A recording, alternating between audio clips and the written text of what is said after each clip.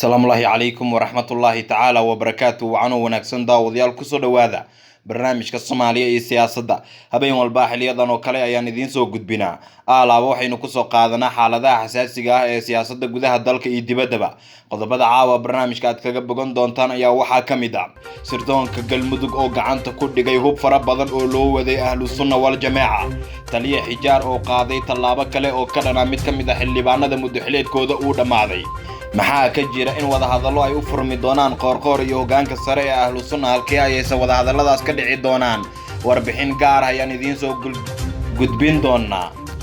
iyo shariif sheekh axmed shakhsiga bedeli doona ee midowga musharaxiinta hogaamin doona oo si hordhac ah loo ogaaday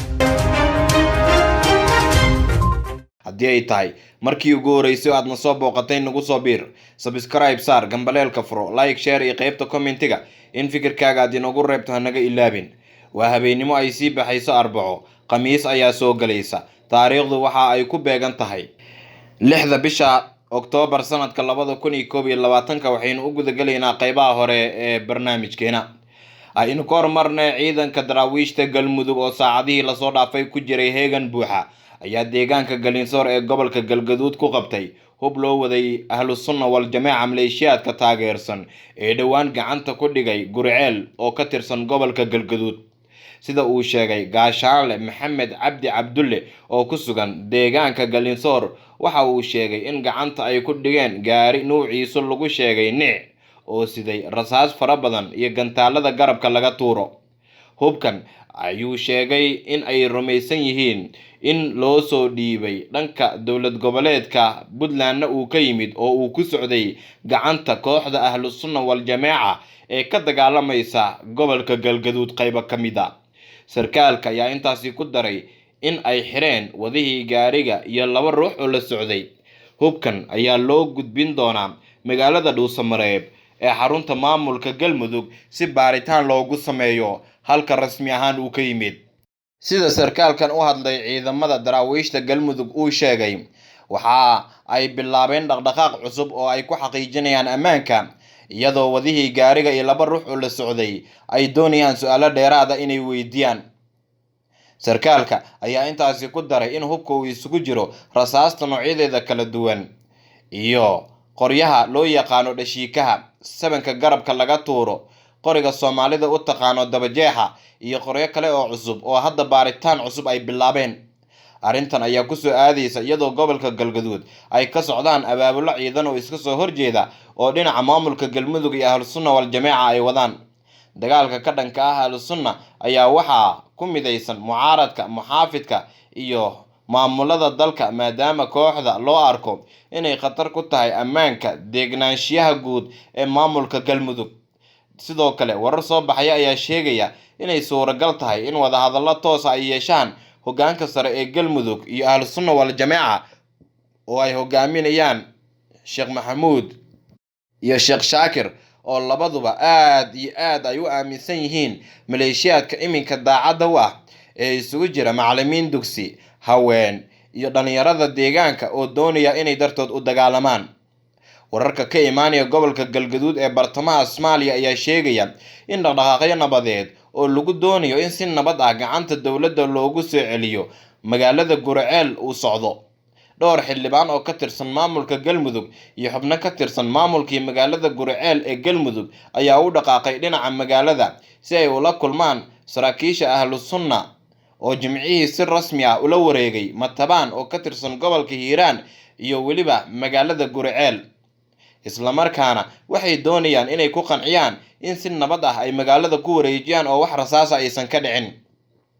xildhibaanada waanta wada oo gaaraya ilaa 5 ayaa markoodii hore ka soo galay maamulka Galmudug dhinaca wadaadada ahlu sunna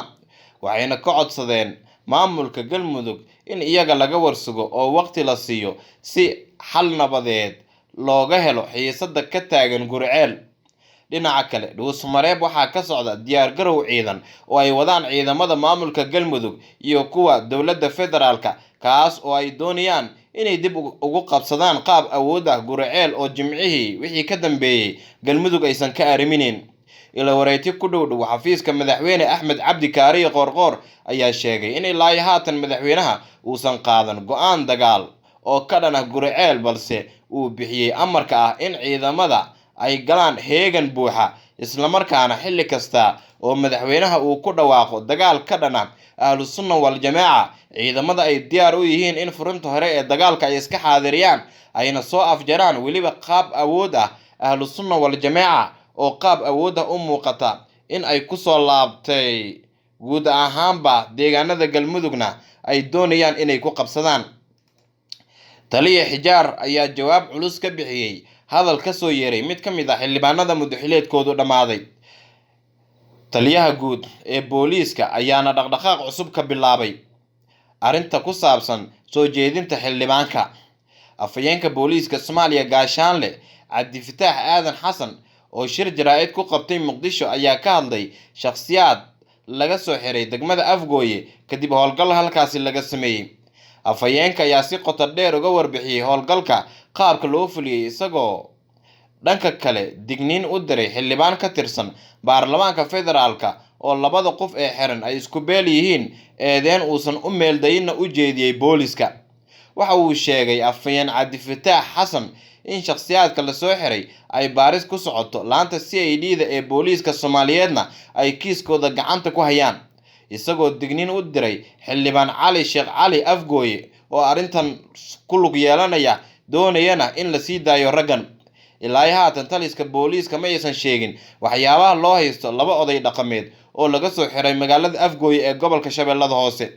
hase haatee xildhibaanka ayaa loo arkaa inuu isku dayay inuu difaaco shakhsiyaadkan oo ay isku hayb yihiin halka booliiska ay ka digayaan in xildhibaanka uusan faraha la soo gelin arrinta baaritaanka ah ee ay wadaan guud ahaanba laamaha CID-da oo ay ku doonayaan xogo dheeraad ah oo ku saabsan dhinacyadan. Dhinaca kale haddii aynu eegno maamulka Hirshabelle ayaa markii ugu horeysay ka hadlay dadka barakicinta lagu wado ee dhibaatada kala kulmaya Somaliland marka la eego guud ahaanba xagga iyo Sool. Madaxweyne ku-xigeenka maamulka Hirshabelle Yuusuf Axmed Hagar Dabageed ayaa waxa uu si kulul u cambaareeyay dadkii laga soo barakiciyay dhawaan Laascaanood. Falkaas ayuu Dabageed ku sheegay mid aad looga xumaado maadaama ay dadka Soomaaliyeed dhulkooda qayb ka mid ah ku sugnaayeen in xoog looga barakiciyana ay tahay wax aan wanaagsaneyn. Madaxweyne ku-xigeenka Hirshabelle oo sii hadlayay ayaa Somaliland ku sheegay in haddii amni darro koonfurta la isku ciqaabi lahaa ay og yihiin in Al-Shabaab ay ka soo faracmeen deegaanada maamulkaas, waxaana ugu baaqay maamulka Somaliland inaysan abuurin caburin iyo cunsuriyad dadka Soomaaliyeed dhexdooda lagu kala saaro. Yuusuf Dabageed ayaa ugu baaqay dadka halkaas laga soo barakiciyay in sida ugu dhaqsiyaha badan deegaanadoodii ay dib ugu laabtaan si nabadgelyo ahna wax walba ay markaasi u fuliyaan. Sidoo kale wararka soo baxaya ayaa waxa ay sheegayaan gobollo ka tirsan Somaliland inay suuragal tahay in dadka lagu amray in muddo 15 maalmood ay uga baxaan halkaasi. Waa dadka ka soo jeeda koonfurta iyo bartamaha Soomaaliya ee ganacsatada ah, iyadoo hadalkan ay tahay mid bulshada isla dhex marayaan lamana oga sacaanshihiisa, laakiin wixii ku soo kordhaa wararkeena iyo barnaamijyadeena dambe ayaan idinkugu soo gudbin doonaa hadduu eebba ka raali noqdo. Dhacdo la yaab leh ayaa ka dhacday magaalada Muqdisho xalay, taasi oo ah gabar jacayl dartiis dabaq isaga soo tuurtay. Dhacdadan ayaa warbaahinta aad ay u qabsatay saacadihii ugu dambeeyay. Waxay ahayd dhacdo naxdin leh oo xalay ka dhacday magaalada Muqdisho ee caasimadda Soomaaliya, gaar ahaan degmada Waaberi kadib markii gabar ay ka soo tuurtay dabaq. Gabadhan oo aan weli la helin magaceeda ayaa da'deeda lagu sheegay 20 sano jir, waxaana ka soo baxaya warar kala duwan sababta ku kaliftay inay dabaqa iska soo tuurto.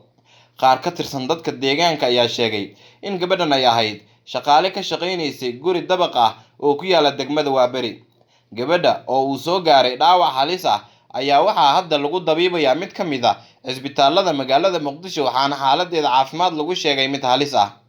sababta ay isku soo tuurtay ayay dadka deegaanka ku sheegeen inay tahay arrimo la xiriira jacayl ay u qabtay wiil ay saaxiibo ahaayeen, balse warkaas lama xaqiijin karo ilaa iyo gabadha la wareysta mooye. sidoo kale wararka ayaa sheegaya in gabadhan ay isku soo tuurtay culays ka haystay dhanka qoyskeeda, inkastoo aan si rasmi ah loo xaqiijin. dhacdooyinka la xiriira anfariirka ayaa aada ugu soo badanayay guud ahaanba Soomaaliya muddooyinkii ugu dambeeyey. guud ahaana waa naga intaa tabinteena barnaamijka Soomaaliya iyo siyaasadda. waxaad kala socoteen Haga Media. intaynu dib ugu kulmi doono barnaamijkan kan xiga, nabadgelyo.